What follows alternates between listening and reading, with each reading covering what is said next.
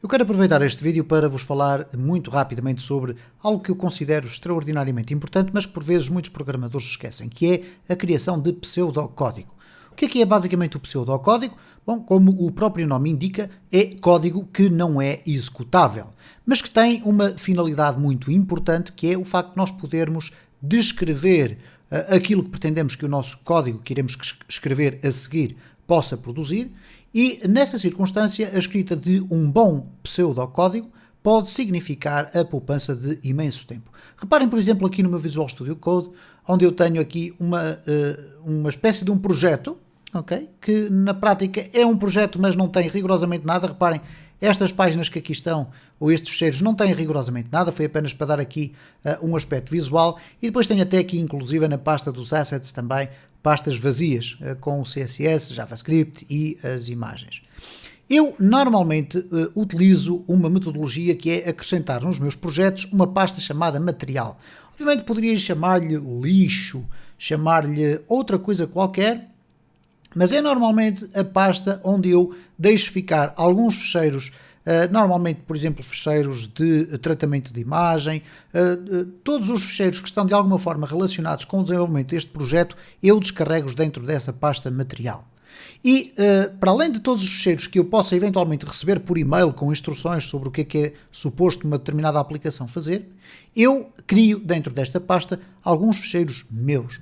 Nomeadamente, eu vou mostrar aqui, por exemplo, nas notas, eu tenho por hábito fazer uma memória descritiva. E uma memória descritiva, não sendo exatamente um sistema de pseudocódigo, porque na prática não vai ter aqui as instruções daquilo que nós vamos ter que fazer, uma memória descritiva acaba por ser uma referência muito importante para aquelas ideias que nos vão surgindo para o desenvolvimento da nossa aplicação e que depois nós vamos refinando. Por exemplo, eu uso a memória descritiva para descrever qual é a estrutura, por exemplo, de uma tabela de utilizadores num sistema de autenticação. Se a minha aplicação vai ter um sistema de autenticação, eu posso utilizar um fecheiro de texto, porque é disso que estamos a falar, para equacionar, e a palavra correta é mesmo esta, equacionar quais são os campos que eu irei necessitar. E porquê é que eu falo especificamente na palavra equacionar? Equacionar significa ponderar, pensar muito bem sobre aquilo que pretendemos fazer. Porquê? Um cliente pode nos pedir que quer um sistema de autenticação, mas ele não está especificamente a dizer-nos qual vai ser automaticamente a estrutura da nossa base de dados. Então nós temos que pensar um pouco nisso. E, por exemplo, quando estamos a escrever as ideias que nos vêm à cabeça, muito frequentemente o que vai acontecendo é que nós vamos reformulando essas ideias no próprio fecheiro de texto que vamos escrevendo. E não sendo isto pseudocódigo, é um instrumento fundamental para quem faz desenvolvimento de aplicações. Depois, obviamente, há algumas ideias que vão ficando, isto é, verificar se existe sessão, se não existe sessão mostra um quadro login, se existe sessão vai para a home, no quadro de login tem que ter um input text do usuário, tem que ter isto, tem que ter aquilo, tem que ter um recuperar a password.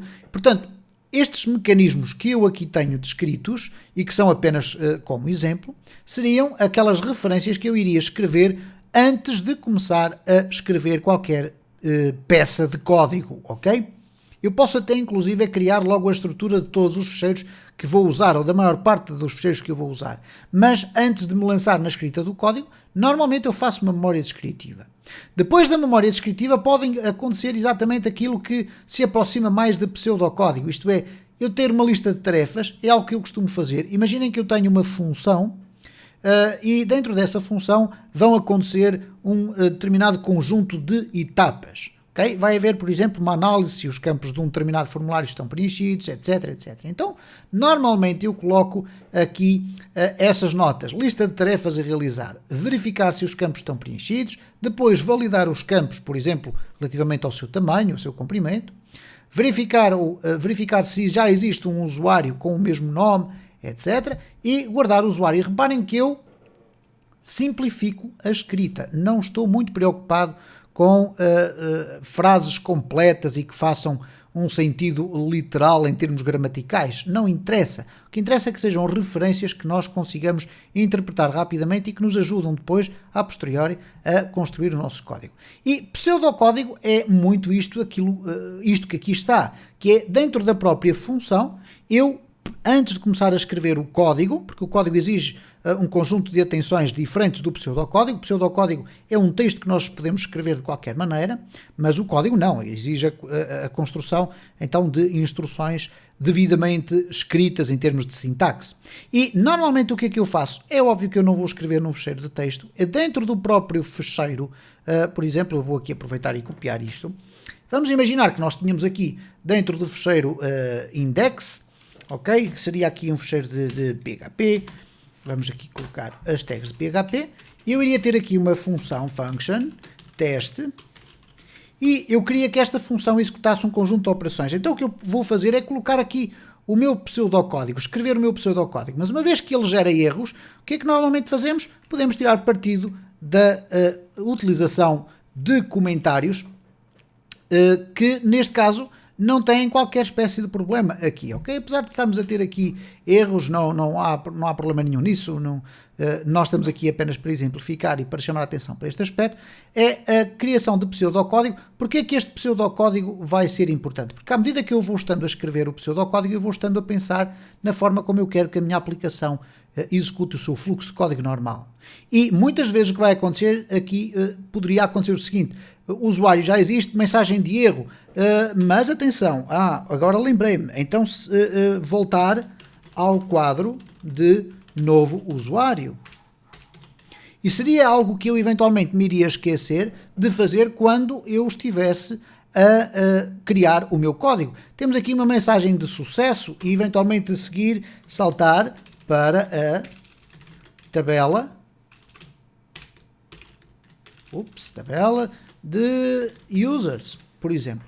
E à medida que eu vou escrevendo aqui o meu pseudocódigo, o que é que vai acontecer a seguir aqui em baixo? Quando eu começar a escrever o meu código, eu vou ter muito mais facilidade em construir a minha aplicação. Não confundir o pseudocódigo com um eventual fluxograma daquilo que será para mostrar ao nosso chefe, ao nosso patrão, ao nosso cliente. Eu, por exemplo, lembrei-me agora de mostrar aqui o Sketchboard, que é algo que vocês podem acrescentar ao vosso Google Drive, para quem tiver uma conta do Google Drive. O Sketchboard é muito interessante porque permite fazer mockups. Um mockup, não propriamente um mockup, mas sim um fluxograma. Por exemplo, imaginem que eu tenho aqui um quadro de entrada. Ok? Este quadro de entrada tem um login e se eu agora quiser aqui fazer um fluxograma do meu código, eu posso fazer qualquer coisa do género. Posso puxar para aqui para baixo e depois colocar aqui login, ok? Ou então puxar para aqui outro e escolher login not ok. E depois do login not ok, voltar ao meu formulário. Do login ok, saltar para menu principal